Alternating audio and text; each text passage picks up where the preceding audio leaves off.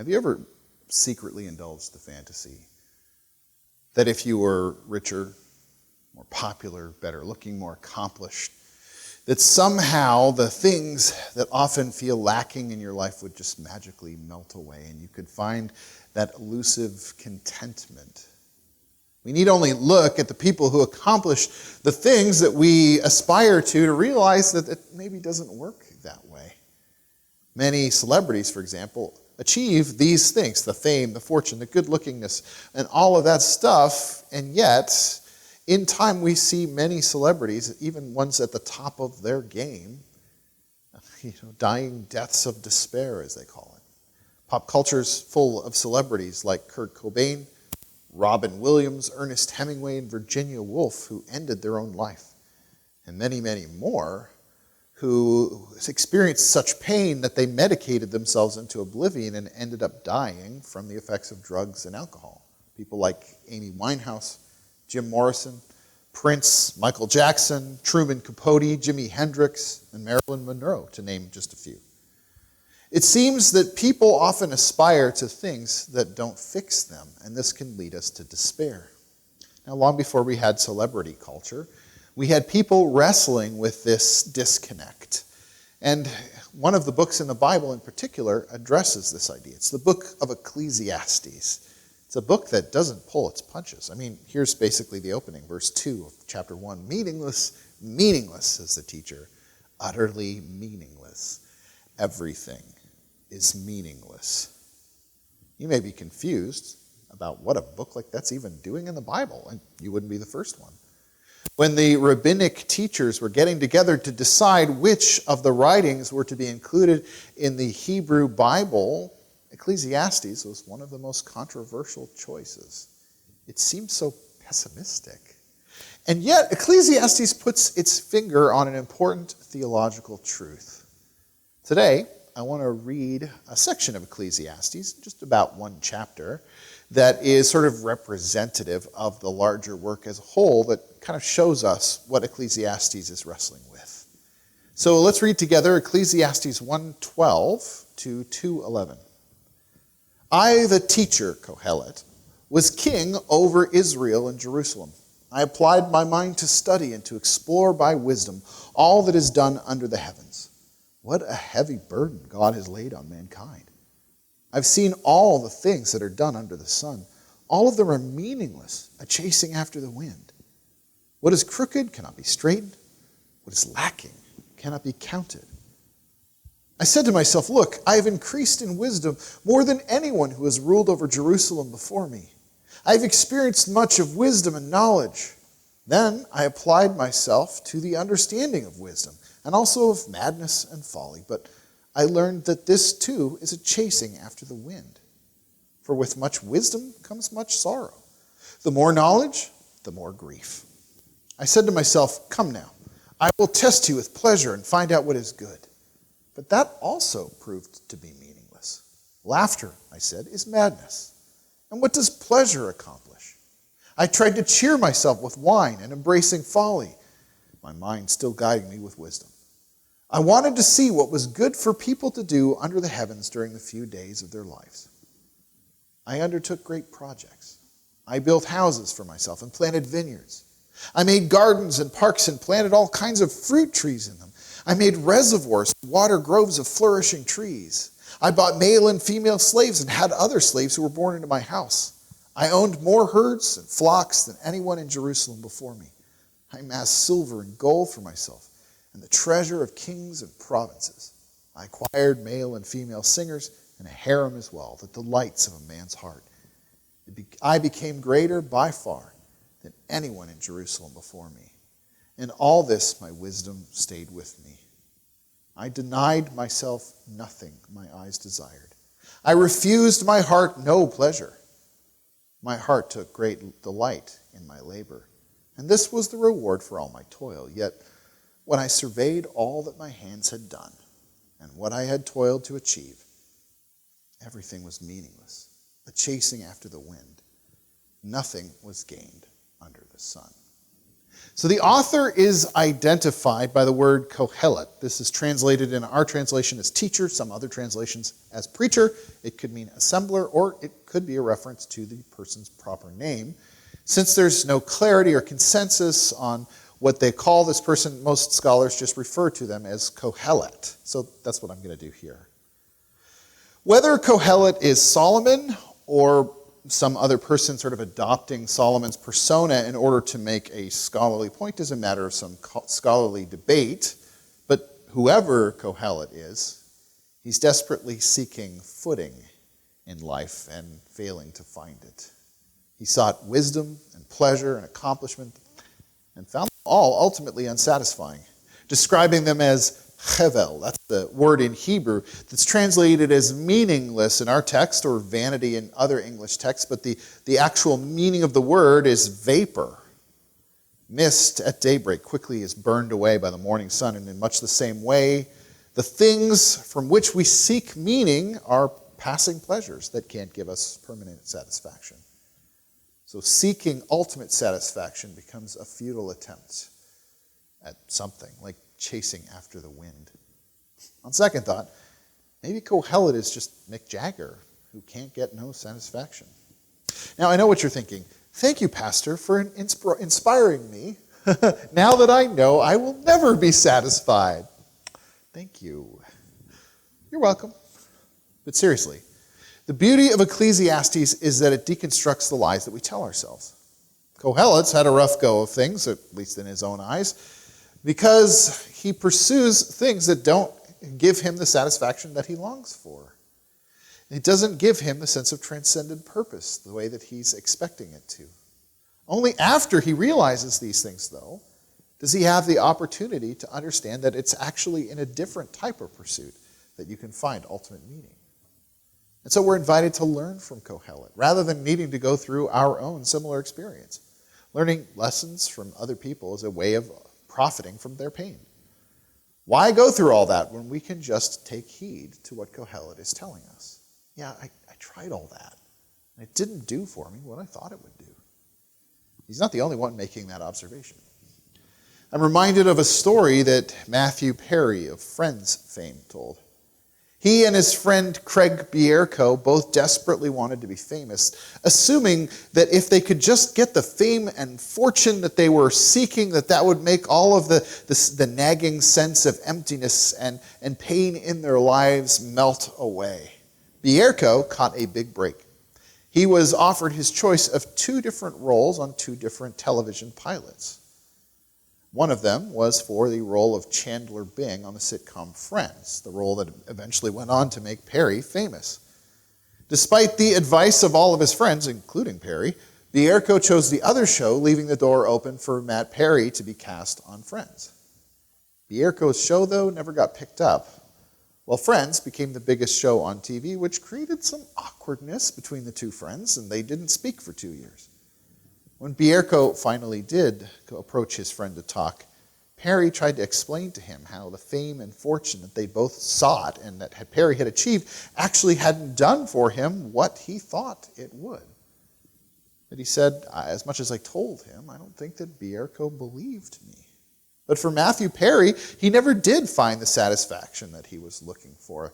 He rode the wave of fame and fortune and was still bedeviled by addiction that eventually cost him his life.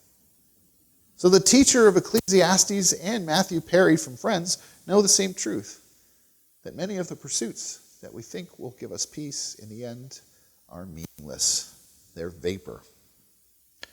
It's not that the things that we put our hope in are necessarily bad things. Many of them are good. Wisdom is a gift from God. Accomplishment means that our life is having a positive impact on others. It's not like we're pursuing murder, mayhem, and tooth decay, for goodness sakes. The problem isn't that the things that we seek are inherently bad in and of themselves. It's just that they don't do what we suppose they do. When Carolyn was a little girl, she used to play near where her father would park his snowmobile for the summer, in the car park, I guess, or in the carport, I guess. And one summer, while she was playing, she decided that the thing that Dad's snowmobile needed more than anything else was sand. So picking up her little plastic shovel, she scooped up some sand and proceeded to put it into the gas tank of her father's snowmobile. Well, wouldn't you know it, come wintertime, Dad tries to start the snowmobile and it just keeps dying.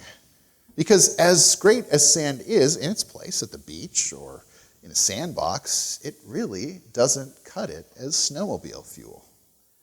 When we put things in the wrong place, we shouldn't be surprised that they don't work as we expect. Now, idolatry, really at its heart, is somewhat similar to this. Because idolatry takes things and puts them in the center of our life where they're not supposed to be. That's a place that is supposed to be for God. The ancients, for example, they didn't understand science, and so the pagan gods became the thing that they put at the center of their life as a survival strategy.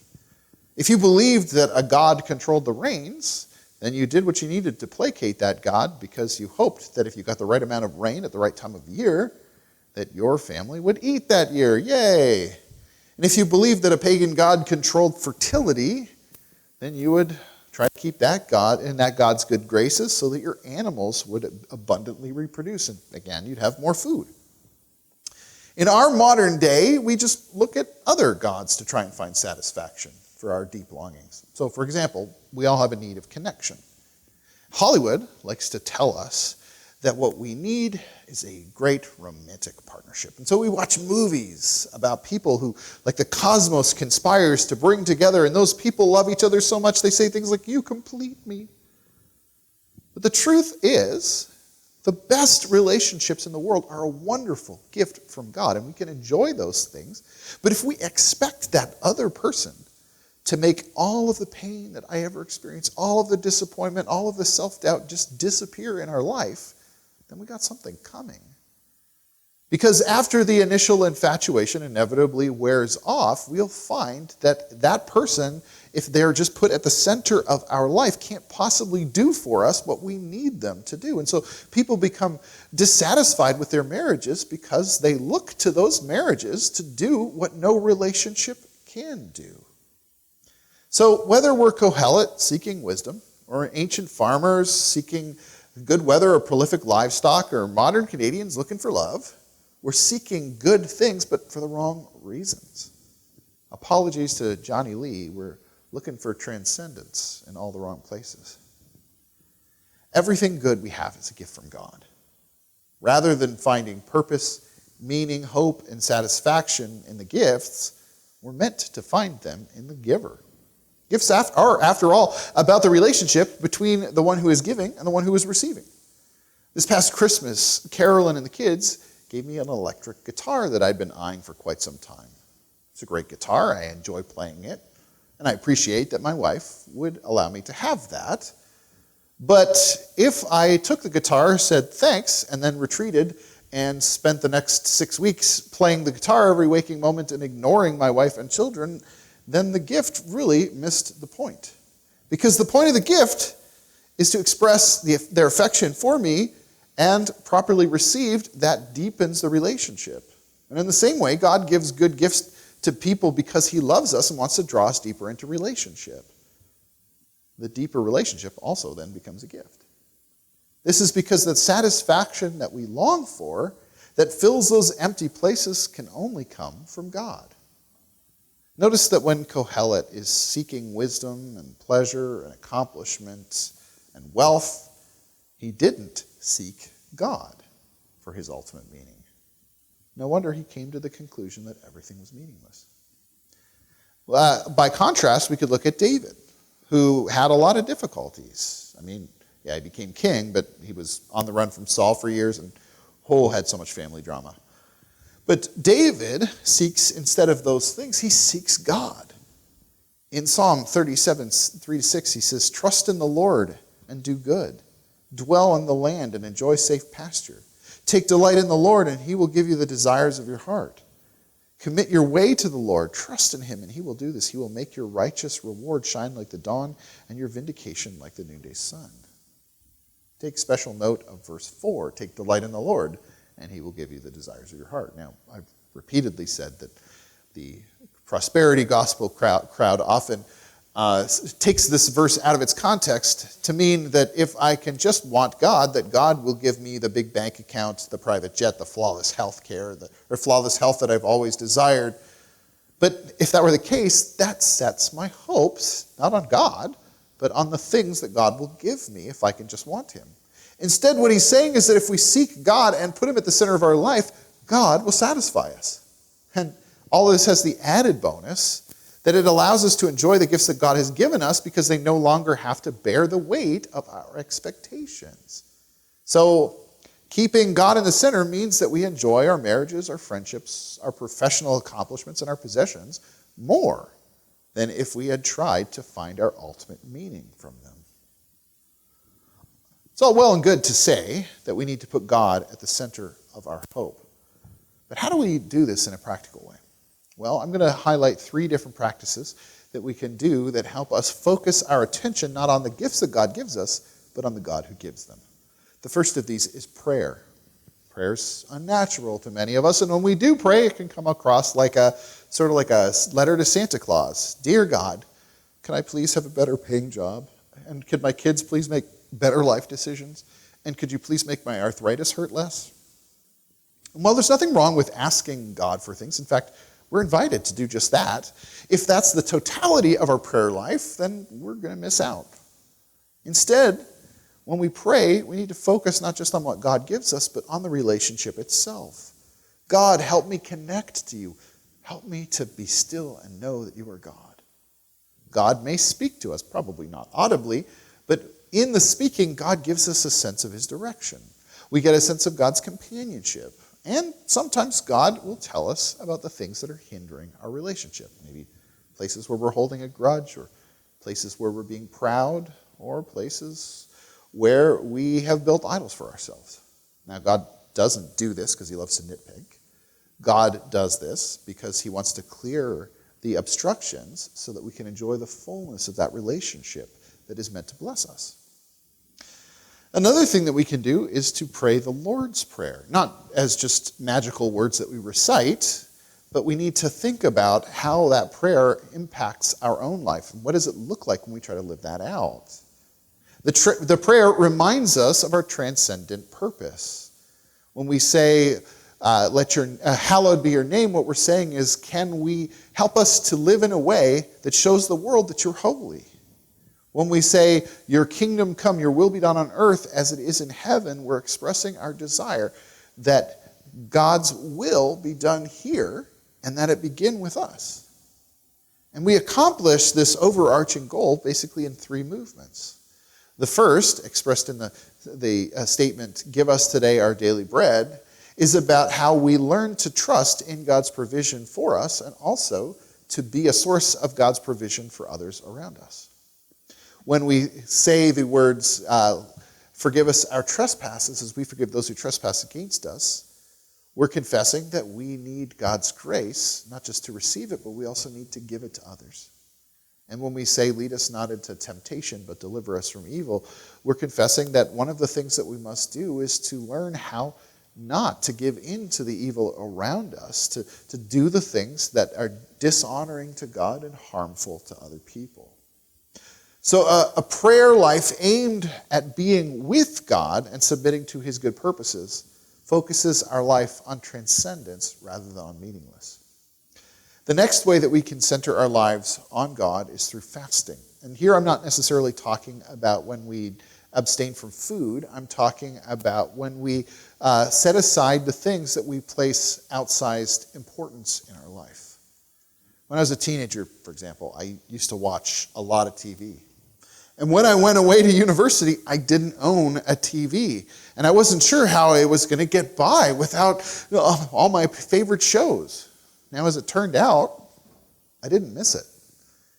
TV really wasn't as important as I thought it would. And so fasting is about setting aside the things that we think are really important so that we can maybe have a different perspective on what our true needs really are. Fasting is a regular Christian discipline that we're encouraged to do, for example, at the time of Lent, where we, remember that the many gifts that God gives us sometimes crowd out the giver. It's a way of telling myself that there's more to life, and Jesus invites us to have a different perspective on the things that God gives us, and instead focus our attention on the things that on God himself. As Jesus says in Matthew 6:25-33, "Therefore I tell you, do not worry about your life, what you will eat or drink, or about your body, what you will wear. Is not life more than food, and the body more than clothes? Look at the birds of the air. They don't sow or reap or store away in barns, and yet your heavenly Father feeds them. Are you not much more valuable than they? Can any of you, by worrying, add a single hour to your life? And why do you worry about clothes? See how the flowers of the field grow? They don't labor or spin, yet I tell you that not even Solomon in all of his splendor was dressed like one of these.